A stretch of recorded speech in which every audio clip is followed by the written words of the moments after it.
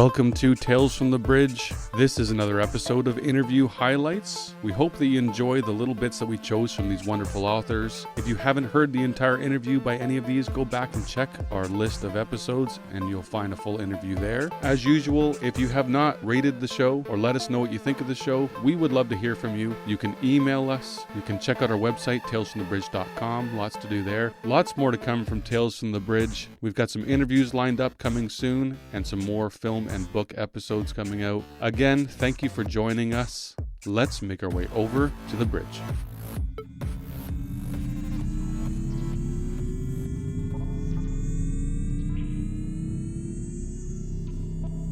Travis Baldry.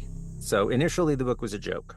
It was it's the middle of COVID. I really just wanted to read something nice. I very occasionally get to narrate like a fantasy romance, and it's really kind of wholesome to read. Everything turns out fine. There's not that many characters, and you feel good after you're done. And I was in the middle of narrating something else with, big stakes, and probably a snarky protagonist. And I was like, what I really want is just a Hallmark movie set in the Forgotten Realms. And that was the genesis of the idea, which sounds like a joke. And the original pitch was actually, it was a dwarf. It was like a dwarf that had to go back and save her dad's failing mine. She was from a big city, very successful, and all the denizens of the mining town are all quirky and weird, and she's very annoyed. And then, she's won over by the hometown charm and some guy with a sweater and cookies or something. That was like, that's what the story should be. But National Novel Writing Month rolled around, and I was like, well, I'll do something like that. But I'm going to do a character that is as far from what I normally get to narrate as possible, and is as far from what you would expect in the role as possible, and have her open a coffee shop. And it'll be the same general idea, it's a Hallmark fantasy. And I went ahead and outlined it. And I still thought, even after outlining the whole book in detail, it was probably going to be a little bit of a nod and a wink to the camera, like maybe it'll be orc bucks or something. It's that kind of, you can see how it would be very self-aware and break the fourth wall. And then it just didn't. And as I wrote it, I was just writing it in earnest. I just treated the characters like characters. And about I don't know how, maybe a quarter or halfway through, I realized that it was a book about somebody in their 40s who has been doing the same job for their whole life, discovers that that's not in them anymore, moves to another town, joins a new industry, and then discovers this community that they really didn't know that they needed, but this is just now essential to them. And I'm writing this as someone who made video games into their 40s, decided they didn't like it, moved to another town, joined a new industry, and discovered this incredibly supportive and diverse community of book people and narrators, and that it was totally essential to me. So it felt so I didn't think I was inspired by what life is for me, but I clearly was. And so now I guess you have both halves of that. Mike Carey. I think with Infinity Gate, I'd always wanted to sort of, because it's built on the idea of worlds where you have rabbits and cats and dogs rather than apes that kind of climb the evolutionary ladder and become the dominant species. I was struggling with the question of how do you show that variety? How do you show that the scale, the scope of that? And it seemed the only way to do it really was to start from many, many different points of view.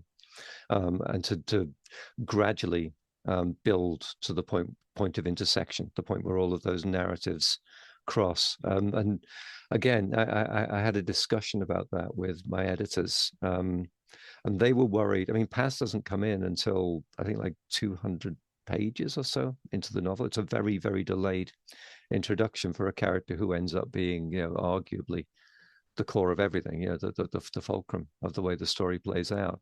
And initially, they asked, is it possible to sort of write this so that there is, so that all those characters are introduced at the beginning, and we just sort of swap between them. And I tried to write it like that, and it didn't work. So yeah. It was a question of how do you sort of realistically portray a universe that has that much variety in it, that literally has endless variations on every possibility you can think of. And to some extent you can't. You have to cheat. you have to sort of use metaphorical tricks to give the audience that perspective. I think it helped that I'd been reading Adrian Tchaikovsky's Tyrant Philosophers books. How City of Last Chances, House of Open Wounds, Lives of Bitter Rain, because he's absolutely brilliant at that. It seems like every chapter introduces another character, and yet he never ever loses. It never becomes too diffuse. The story still coheres. So to some extent, I was inspired by that. I mean, that showed me that you can do this and you can make it work. James Rollins. Again, I got invited to do the novelization because a lot of my books had been compared to Indiana Jones, because there's a lot of archaeological, historical elements to my stories. My stories have both a scientific element and a sort of a historical mystery element to each of the stories. I got this call saying, "Hey, we just got an offer that they want to know if we'd want to do the novelization to the next indie movie." And I was like, "Yeah." That was a no-brainer for me because I was a huge indie fan. I mean, I remember going to see Raiders, just maybe indicate how old I am. I knew Raiders was coming out, circled it on my calendar. Didn't know much about because remember, I don't know if you look all both way too young, but when they were first advertising Raiders, you didn't know what it was. Very mysterious. They didn't really tell you much about the movie. It was like indie against a sunlit background and some desert landscape, but you didn't really know what it was going to be about. But I loved Steven Spielberg, so I knew I was going to want to see Raiders. Circled it on my calendar. Make sure I could be I had to be there on the first day, first showing. That was, OCD part of my personality. Had to be that first day. Well, unbeknownst to me, the week before they had a sneak preview. So I was not anticipating that. So I had booked a whitewater rafting trip that same day. So I remember just paddling as fast as I could to get out of that river so I could attend that sneak preview of Raiders. So I had to go straight from the river right to the theater. So I was soaking wet when I went to the theater, which is not a bad way of actually watching indie because you get that sort of three-dimensional, I'm just soaking wet. I don't know what people thought about whoever sat in my seat after me. Like, wow, that guy really liked that movie. So, to be offered a chance to don that hat and crack that whip, of course I'm going to do that. And it was a very clandestine, when I had to drive from Sacramento to San Francisco and go to Lucasfilms and where they would give me the script. And each page of the script had watermarked James Rollins on it so that, if that ends up somewhere, they know who leaked it. But they wouldn't even let me take the script out of the studio. They said you could read it, but you can't take it out. Well, how am I going to go back to Sacramento and write this story if I don't have a copy of the script? How am I going to get the dialogue correct? I can read it, but I'm not going to be able to memorize it. And they go, well, you're just going to have to manage somehow. Either you have to keep coming back or, you can work here in the office. I don't want to, it's a 3-hour drive between those two places. I don't do that every single day. So I said, well, they said, you can take as many notes as you want. I said, well, then can I just copy the script by hand? Can I take that many notes? He says, well, yeah, I guess. Yeah, you can. There's no restriction against doing that. We That's were incredible. authorized to let you can copy as much as you want. So I literally had to hand copy the entire script and bring it home with me. So, and again, when it comes to writing, because they wanted the book to come out the same day the movie was released. So I was writing it while they were filming it. Well, I wonder if that's what Alan Dean Foster goes through every time, because I I think don't that know. That's guy's true. he's written 100 of these adaptations. So Yep. And Terry Brooks did the first Star Wars adaptation. Uh, so again, he said once he did that, he said would never do it again. But he did do it for Hook later on. So it's a great deal. It was a great deal of fun. Would I do it again for India? I probably would do it again. Maybe for certain other properties that I am particularly enamored with, I might do. But otherwise, it's challenging. It's a different process because again, when you you know, where people say, "Oh, the book is so much better than the movie," because the book usually has a lot more content than a movie. Because you know, to take a book or novel, turn it into a 90-minute, 2-hour movie, you have to trim a lot out of that novel. But when you're given the script and you have to make it into a novel, you got to reverse engineer it. You've got to now add a lot. So in my novelization, there's about a dozen scenes that aren't in the book, aren't in the movie at all, but just I got to make up. Like at the beginning of the movie, you see Indiana Jones pops out of the trunk of a car at the beginning of the Russian car at the beginning of the movie, but you don't know how he got captured and how he ended up in that trunk. So the prologue to my book is how he gets captured.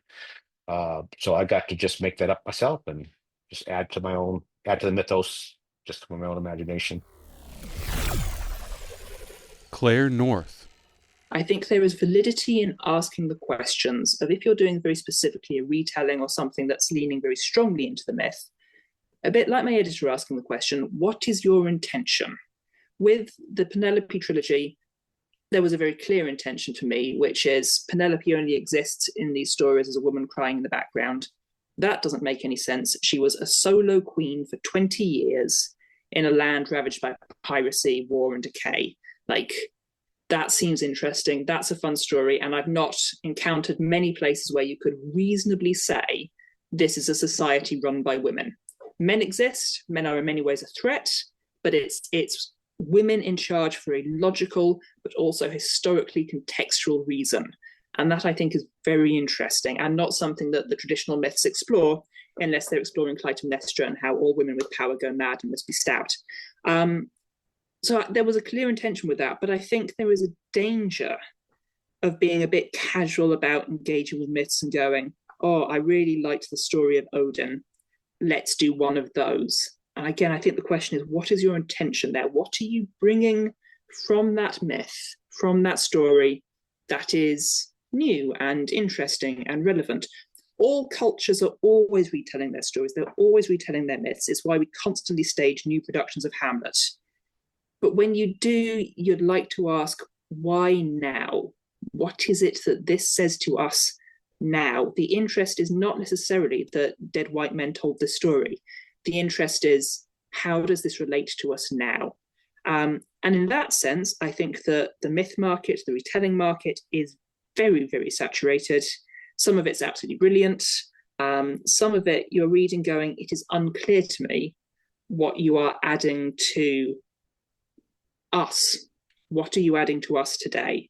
And I would like to step away from that for a while. I don't see that I'm needed there. Without sounding too pretentious, I'm needed. I don't think I can add anything of huge value there at the moment. All fantasy writers always live from myth, always have, always will. It is the first fantasy story. Fundamentally, without wanting to rain on the theological parade, fantasy, myth, theology, so much of that stuff is the first fantasy. And people are always lifting from it and always being inspired by it. And I doubt I'll change and stop being inspired by that anytime soon, but I don't need to make that my overt intention. Neil Clark. I grew up reading best of the year anthologies, and actually if somebody is looking to get a start on short stories, I recommend going to a year's best anthology always, because it gives you this wide range of what that editor thought was the best stories published in a year across the entire market. And then when you're done reading that, you can go, oh, I like that story and that story and that story. Let's see where they were published. And if it's an anthology, you can go buy that anthology and find more stories that might appeal to you. If it was a magazine, then you might consider picking up an issue or subscribing to that magazine. So it's a great way to orient yourself. But so I look at my work on best science fiction of the year as sort of an intro to the field and also an historical standpoint of the field. Because if you look, so the best science fiction of the year series was Gardner Dozois. I think he sort of set the standard. It ran for over 30 years, and you can actually look at 30 years of history of our field by reading his introductions to those, so if you're really a short fiction junkie like myself, you can get into all of this and find out what's changing, what's happened, who the new authors were, what happened, what magazines came and went, any sort of big news that happened. So when Gardner passed away, I wanted to honor his tradition, and I incorporated some of what he covered in his introductions into mine so that that historical record wouldn't be broken.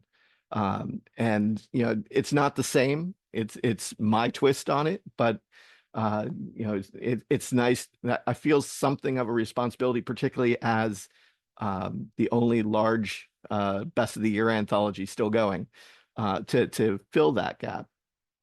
And it's a brutal project. I have to read everything everyone publishes that I can find. I'm sure to miss something, but like I said, 130 something magazines, maybe 50 or more anthologies, dozens of collections, on top of the thousands, 1,200 I'm reading for Clarkesworld. So I don't get to read many novels, as you might imagine. Hugh Howey. I worked with AMC on Beacon 23 and Silo. It was with AMC before went off to Apple. They actually like co-developed the first season.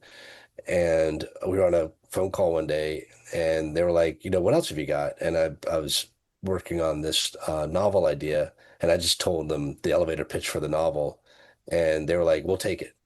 And it's not how it does not work in Hollywood like that. It's never worked for me since, and it'll never work like that again. But it was one of those pitches that the words just came out just right. Like it was so seductive, and so they wanted it. And that's something that me and my writing partner, Matt Michelatos, have been working on for years now. And we've built out the world and the Bible, and we've written a pilot, and now we have producers coming on. It's a very slow, long process. And for me, it doesn't bother me because I'm in no hurry. I'm never like calling agents saying, what's going on with this? I just ignore it and work on the stuff that I can do. And then I get a call like, okay, we're going to the next phase. And then that happened again recently with another show that we can't announce yet, but like we just signed the contracts last week to write an animated horror TV show that it's like one of my favorite book ideas that Matt and I have come up with. And again, we've turned it into an adaptation, and we've taken it out. We thought it'd be live action at first, but then we started doing some calls with some animated people, and adult animation has gotten like really hot lately with Arcane and Invincible and quite a few other like great shows. Even the Demon Hunter phenomenon. So when we had this pitch, they were like, yeah. And so we're now getting paid to work on that. And those are the kind of things that I'm interested in. And Hollywood is like, I really don't want to work too hard on stuff until someone's paying me for it. Because it's kind of frustrating. You can write spec scripts all day long and never get paid, and nothing ever gets made. And I'm used to whatever I write, I self-publish, and at least my mom gets to read it. And I'd rather my mom read something than producers that get notes about it. Arcady Martine. Rose House is my weird art project that I was lucky enough to first have published by Subterranean Press.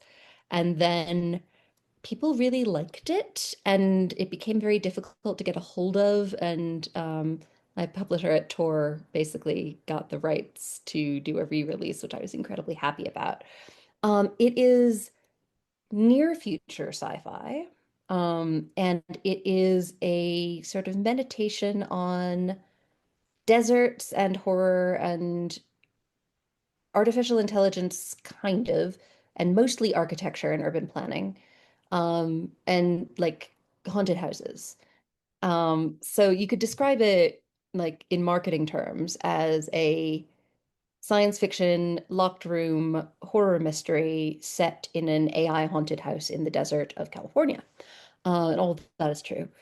But what it really is Arcady Martine is mad about Le Corbusier, the book, but with some other stuff. And also, Arcady Martine is deeply fascinated with sexy AI like Hyacinth Cohen from the Spin State books, and like a bunch of the early AI in Gibson's Neuromancer. And like, how does that actually work? And also, why are they never girls? So,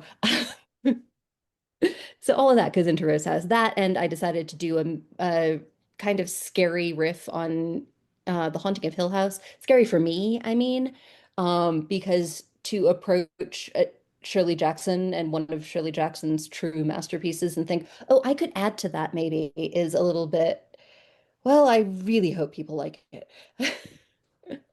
Should we have diplomacy between humans and AI? Do we have this already, or are we going to in the future? The things that people call AI now, large language models, do not think, nor could they think. And I strongly disagree with the strain of apocalyptic thinking coming out of Silicon Valley, which says that soon, very soon, they will think. Um, and this mostly has to do with the fact that I think that you very much need embodiment to create something with volition. And something with volition is required to have preference, and preference is where sentience comes from. Um, so when I make AI in things I write, I'm either sort of doing some hand wavium, like I don't know how we got here, and that's a little bit what I'm doing with Rose House. Um, I don't think Rose House comes out of something like a large language model at all. I think there's something else going on there, but I don't know what it is. I'm not like a tech person.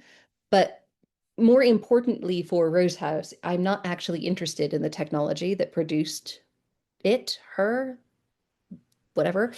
I'm interested in the effects of a technological possessing ghost. That's what I really wanted to play with, was what is a not human thing that can also be a house, that is also a mind, that has desire. Joe Haldeman. In a very real sense, I'm reaping the rewards of a life that was fairly active as a writer. And this is a very real kind of reward. If I wasn't doing this, I can imagine being an 80-year-old ex-academic living in some college town, as I do, and just every now and then having a graduate student come up and ask me some dumb question and that sort of thing, and pretending to be an academic. Well, I don't have to pretend to be a writer. All I have to do is see this fountain pen. I just have to fill this up and get a stack of paper, and I'm a writer again. All I have to do is write a few lines, and then I'm doing it. That's real in a very emotional sense. Pushing a pen around is what I've been doing for 50 years. I'm quite happy to do it for whatever reason.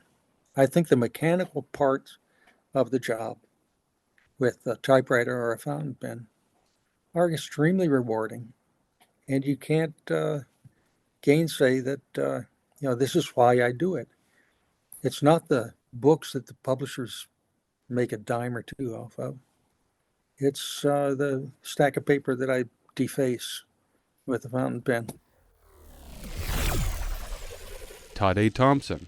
AI is the ultimate tool of capitalism. It is the apotheosis of capitalism. It is where needs to go to. This is why lots of industrialists, lots of corporations are enamored of the thing, because finally they have the thing they want, which is we can make workers who don't need, who don't have workers' rights. We can finally do that, and then we can get rid of all these squishy human beings who say things like, oh, we need health benefits and we need, dental and, insurance, and oops, I injured myself, you need to look after me. And we're not going to do that. We're going to have robots and we're going to stuff our AI in them, and then we will be free of this nonsense. When it comes to humanity, because this is really the question here, what is human and so on and so forth, we already don't treat people who actually have human DNA as if they are people. We are locking people up in concentration camps. We query the humanity of trans people. We don't, we pick any minority and everything. We don't treat them like being fully human. Human is not, humanity is not available to everybody who is actually human. But no, we're going to spend our time putting billions of dollars into this technology to create an artificial human. That's what we're going to try to do. We're going to try and create an artificial mind when we haven't looked after the humans that we have. especially from my point of view, as as an African, as a person of African descent, the whole thing looks ridiculous to me, except if I see it in the context, through the prism of, well, this is capitalism, so they just don't want human beings. So they want to create something that they can completely control. That's the whole thing. And so you got a bunch of people who are saying, about giving AI, AI agents and so on, giving them individuality and making them human. There are people already lobbying for that. When I don't know, you don't even want to give COVID vaccine to my people. Like, I don't, like this is smoke and mirrors. All right. This is them creating, and by them I mean the people who are pushing AI, creating a kind of construct to distract us. It's going to be human, it's going to become sentient. That is science fiction, and I'm a science fiction writer, and I know that's nonsense. All right.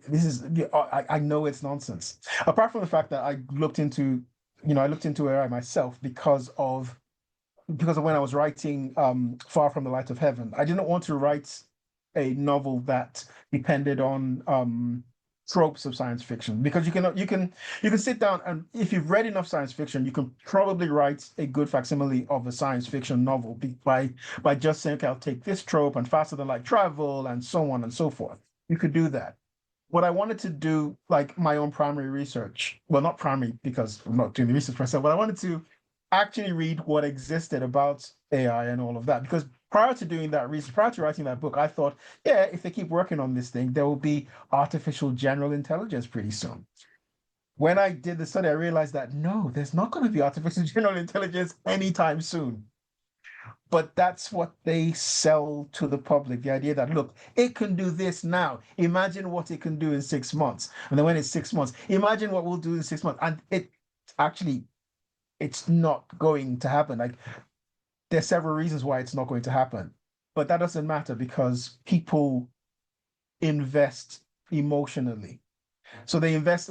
I don't. By that, I don't mean that they invest emotions in the thing. They invest their money emotionally. So they have this fear of losing out. I'm talking about people with money to invest in it. Therefore, they pump money in it because everybody's doing it. Therefore, they have to. This is a mirage. This is people just wanting to get funding and therefore saying, "Oh my God, there need to be rules because this thing is going to become sentient." That is, pardon me, but that's bullshit.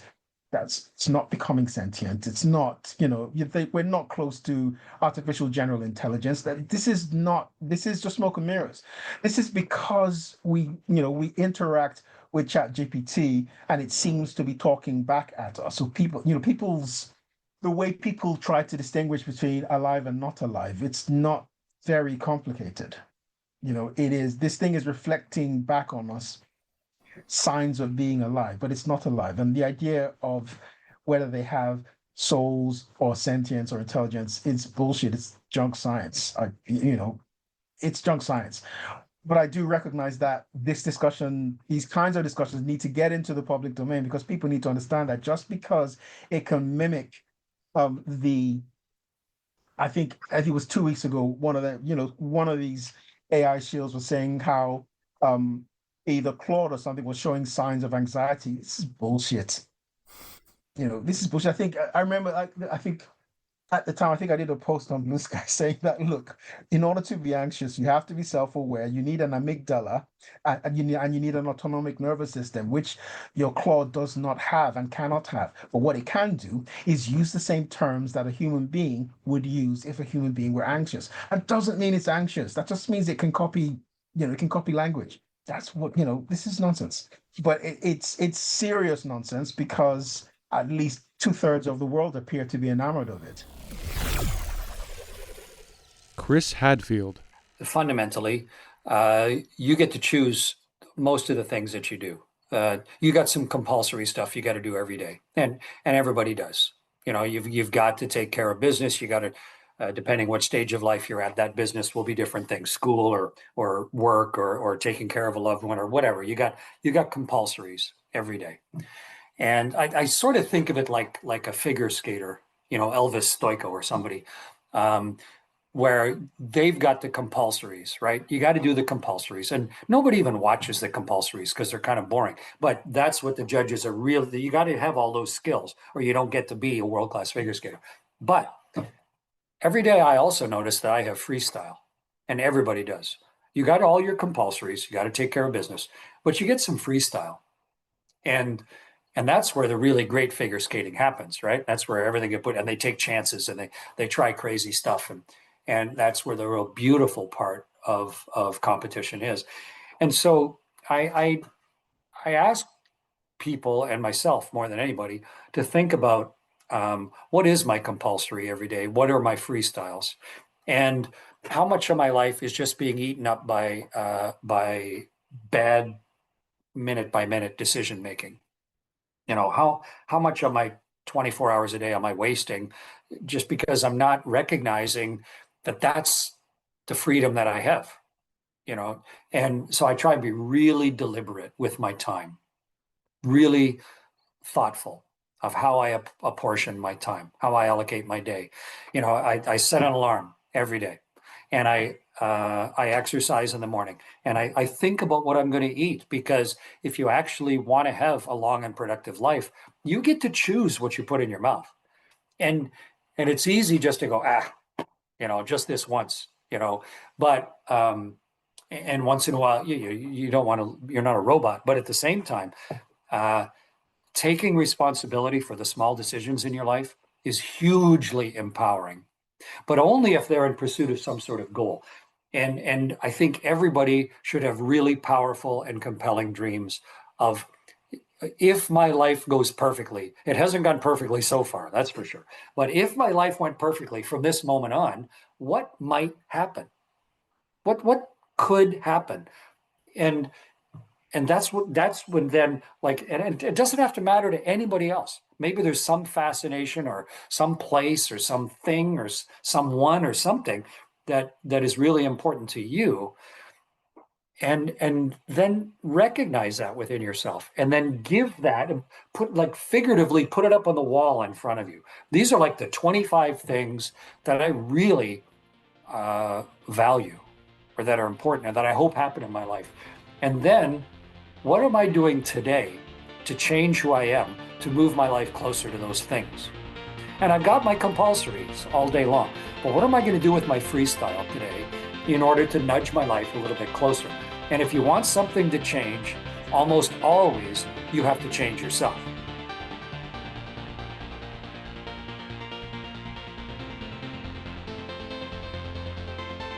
Lots more to come. Interviews, book, film episodes. Who knows what we'll do next? We appreciate you very much. Until next time.